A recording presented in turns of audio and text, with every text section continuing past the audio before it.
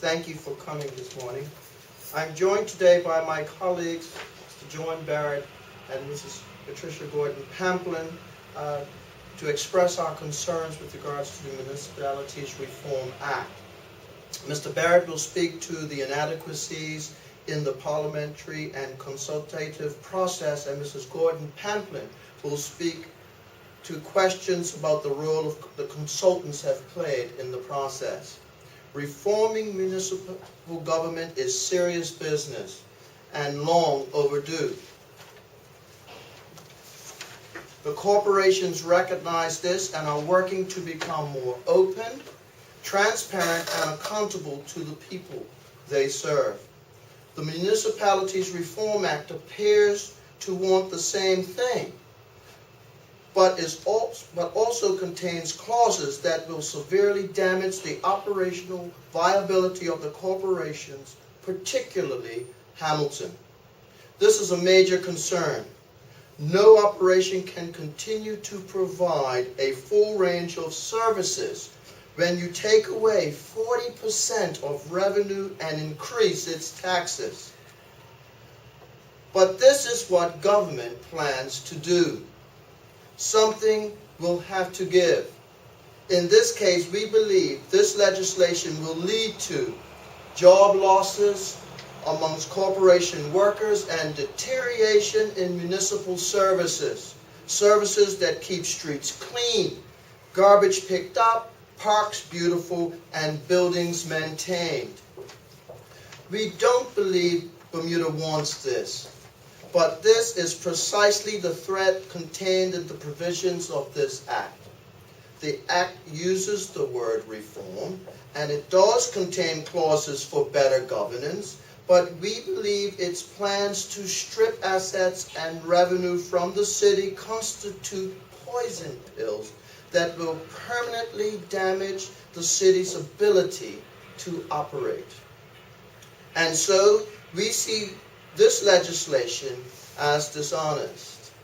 After all, what is the meaning of reform when the end game is the destruction of the entity you say you want to reform? We appreciate the government has said it will step in to provide services wherever necessary, but we do not have confidence they will do a better job. What the corporations bring to the table, what makes them perform their duties so well, is the day-to-day focus on the details that make the city and the town work. We want to keep that proactive focus. Finally, I want to express our disappointment with the tone of the debate. Perhaps it was inevitable, but once again, the Brown government has taken an issue and made it divisive. There was plenty of room in recent years to discuss the reforms proposed by the Corporation of Hamilton and plenty of opportunity to find common ground. But this did not happen. Instead, we've had finger-pointing, anger, and frustration. This is not the way Bermuda should be governed. The issues at stake are serious, but we find the current climate too toxic and the Premier's timetable too hurried. We are not giving ourselves the best chance for the best decisions for Bermuda. As a result, we are calling for the Municipal Reform Act to be put on hold for 1 year.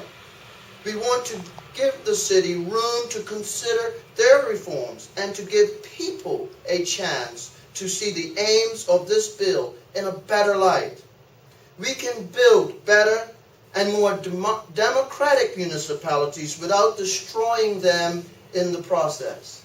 As a result, we are calling for the Municipal Reform Act to be put on hold for a year, and we want to give the corporations and the government time to work together to produce a bill that will ensure the viability of the corporations, more effectively more effective municipal government and a more democratic final result.